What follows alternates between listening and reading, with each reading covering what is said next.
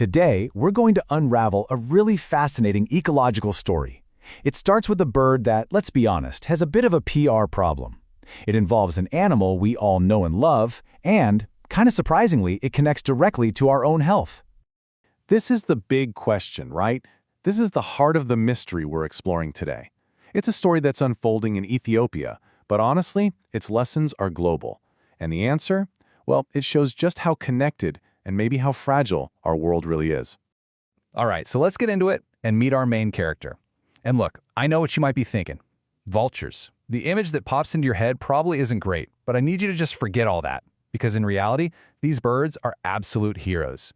Now, the key word here is obligate. This isn't a side hustle for them. It's not a part-time gig.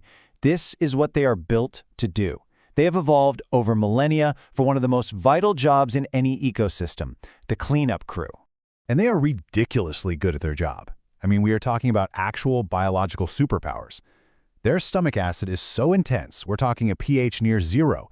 It can literally destroy stuff like anthrax and cholera, stuff that would be lethal to pretty much anything else. And they're not messy about it. They work together with different types of vultures handling different parts of a carcass, making sure absolutely nothing is left. They are, without a doubt, nature's perfect sanitation service. Okay, but this is where our story takes a really sharp, dark turn, because these incredibly important animals, they're disappearing. And they're disappearing so fast, it's hard to believe. A recent study really shows just how bad things have gotten. So researchers in Ethiopia's capital, Addis Ababa, they focused on these places called abattoirs, slaughterhouses, basically.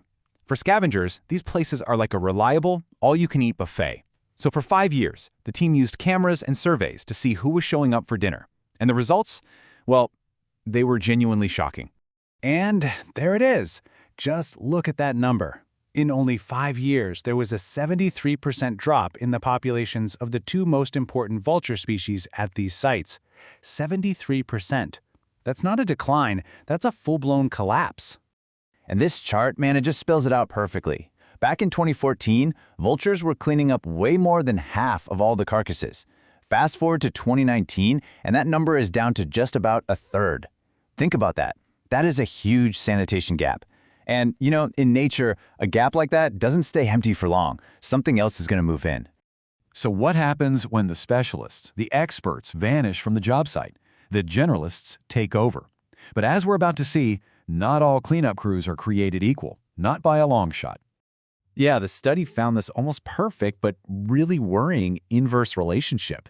As the vultures disappeared, the number of feral dogs just exploded. They were cashing in on all that leftover food. And let me tell you, this is a terrible trade. It's like swapping a team of highly trained surgeons for a chaotic mob. Vultures are clean, efficient, cooperative. They're disease destroyers.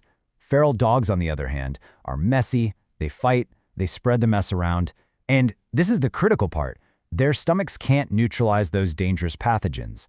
So instead of being a dead end for disease, they become carriers. And this is where the story pivots from an ecological problem to a very real, very dangerous problem for people. Because when you swap vultures for dogs on this scale, you're basically creating the perfect storm for one specific and truly terrifying disease. You know, the scariest part about this is that we've seen this exact movie before. Back in the 90s, India's vulture populations crashed because of a veterinary drug that was toxic to them. And what happened? The feral dog population boomed, feasting on all the uneaten livestock. And right after that, a huge spike in human deaths from rabies. It is a chillingly clear precedent for what could happen next. And this is why it is so urgent in Ethiopia. The country already deals with about 3,000 human rabies deaths every single year. It's a massive public health issue.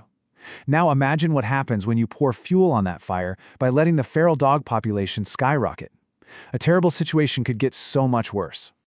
I mean, you don't have to take my word for it. Just listen to the lead author of the study, Dr. Evan Buchley. He basically says, hey, we've seen this happen elsewhere. When the dogs increase, human rabies deaths follow. The alarm bells are not just ringing, they're screaming. Okay, so I know this all sounds pretty grim. An ecological crisis is quickly turning into a serious public health threat. But here's the amazing part of this story. The study didn't just point out the problem. It also offered a solution that is, well, it's surprisingly simple. That's it. That's the solution. Remember those slaughterhouses where they did the research? A lot of them have fences, but they're broken down, they have holes, dogs can just wander right in. So the big idea? Just fix the fences. And just look at the beautiful cascade of positive effects that one simple action could set off. You fix the fences, which keeps the dogs out. That cuts off the main food source that's letting their population explode. At the same time, you're creating a safe, exclusive dining area for the endangered vultures, giving them a chance to recover.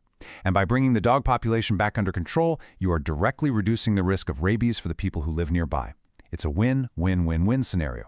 And that's really the thought I want to leave you with. This whole story, from the superpowers of a misunderstood bird to the threat of a deadly disease, it all shows that sometimes these huge, complex environmental problems don't need impossibly complex solutions. Sometimes the hardest part is just seeing the connections, and the fix can be as simple as mending a fence.